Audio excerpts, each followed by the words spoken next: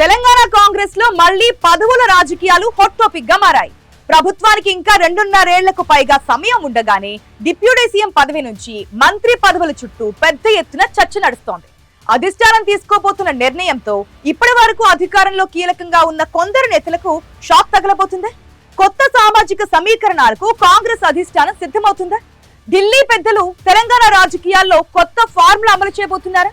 గాంధీ భవన్ నుంచి ఢిల్లీ వరకు జరుగుతున్న ఈ చర్చల వెనుక అసలు కథ ఏంటి? ఈ రోజు లోగుట్టులో చూద్దాం.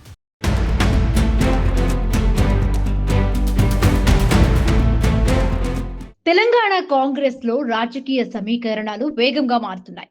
రాష్ట్ర మంత్రివర్గంలో త్వరలోనే ఒక భారీ ప్రక్షాళన మాత్రమే కాదు, ఏకంగా కీలక స్థానాల మార్పులకు కూడా ఏఐసిసి పెద్దలు లైన్ క్లియర్ చేశారనే పక్కా సమాచారం లీక్ అవ్వడంతో ఒక్కసారిగా హస్తం కేడర్ ఉలిక్కిపడింది.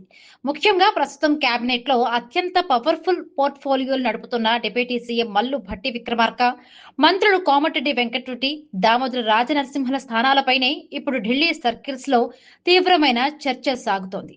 రాబోయే రోజుల్లో ఎదురయ్యే ఎన్నికల సవాళ్లను తట్టుకోవడానికి, పార్టీ ప్రభుత్వ గ్రాఫ్ ను మరింత పీక్స్ కు తీసుకువెళ్లడానికి అధిష్టానం ఒక నయా స్ట్రాటజీకి పదును పెట్టిందట. ఇందులో భాగంగానే పాత సీనియర్లను మార్చి సరికొత్త సామాజిక సమీకరణాలతో కూడిన టీంను రంగంలోకి దించాలని డిసైడ్ అయినట్లుగా టాక్ నడుస్తోంది.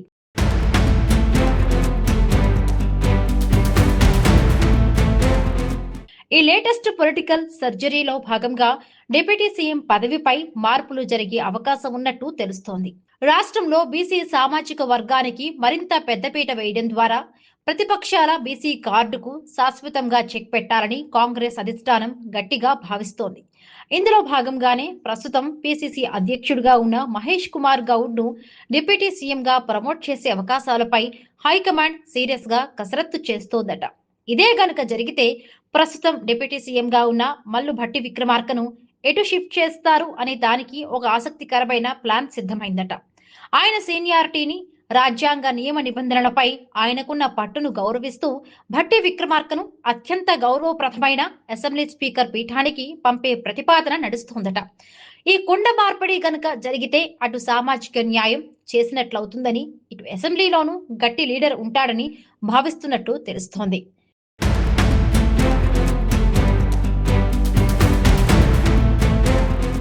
మరొక వైపు ఇప్పటి వరకు కేబినెట్ లో కనీస ప్రాతినిధ్యం లేని తీవ్ర అసంతృప్తితో ఉన్న ఉమ్మడి రంగారెడ్డి జిల్లాకు ఈసారి విస్తరణలో లక్కీ ఛాన్స్ దక్కబోతోందనే చర్చ నడుస్తోంది.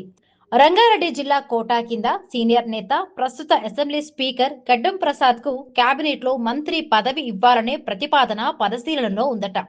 ఒకవేళ గడ్డం ప్రసాద్ మంత్రిగా వస్తే ఆయన ప్లేస్ లో భట్టి విక్రమార్క స్పీకర్ గా వెళతారని టాక్ వినిపిస్తోంది. ఇదే సమయంలో ఢిల్లీ వేదికగా రాహుల్ గాంధీని పర్సనల్ గా కలిసి వచ్చిన ఉమ్మడి రంగారెడ్డి, మహబూబ్ నగర్ జిల్లాల ఎమ్మెల్యేలు మల్రెడ్డి రంగారెడ్డి, లక్ష్మారెడ్డి, రామ్మోహన్ రెడ్డిలు కూడా మంత్రి పదవుల కోసం తమ లాబియింగ్ ను పీక్స్ కు తీసుకువెళ్లారు. జిల్లాలో పార్టీని బతికించాలంటే తమలాంటి మాస్ లీడర్లకు మంత్రి బెర్త్ ఇవ్వాల్సిందేనని వారు అధిష్టానం ముందు గట్టిగానే ప్రతిపాదనలు పెట్టారట.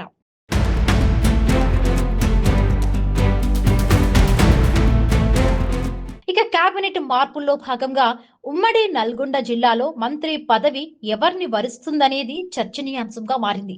ప్రస్తుతం మంత్రిగా ఉన్న కోమటిరెడ్డి వెంకటరెడ్డి స్థానంలో ఆయన సొంత సోదరుడు మునుగోడు ఎమ్మెల్యే కోమటిరెడ్డి రాజగోపాల్ రెడ్డికి అమాత్య పదవి ఇవ్వబోతున్నారనే లీక్ వినిపిస్తోంది.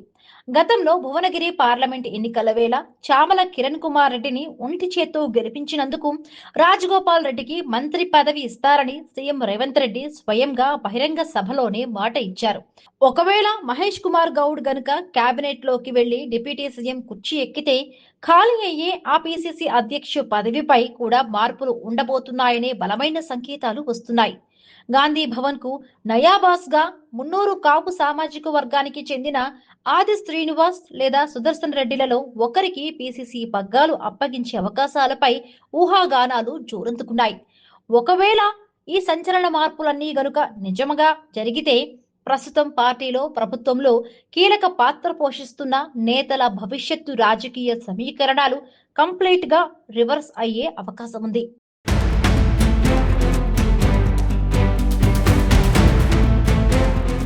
మొత్తానికి ముగ్గురు టాప్ మంత్రులు నిజంగానే అవుట్ అవుతారా, లేక కొత్త ముఖాలకు ఛాన్స్ దక్కేలా రేవంత్ రెడ్డి తన నయా మార్క్ చాణక్యాన్ని ప్రదర్శిస్తారా అనేది ఇప్పుడు తెలంగాణ రాజకీయాల్లో చర్చనీయాంశంగా మారింది. ఈ భారీ పొలిటికల్ సర్జరీ కేవలం ఊహాగానాలకే పరిమితం అవుతుందా, లేక రాబోయే రోజుల్లో తెలంగాణ కాంగ్రెస్ లో ఒక పెద్ద పొలిటికల్ భూకంపానికి దారి తీస్తుందా అనేది తెలియాలంటే కాంగ్రెస్ అధిష్టానం అఫీషియల్ గా ముహూర్తం ఖరారు చేసేదాకా వెయిట్ చేయాల్సిందే.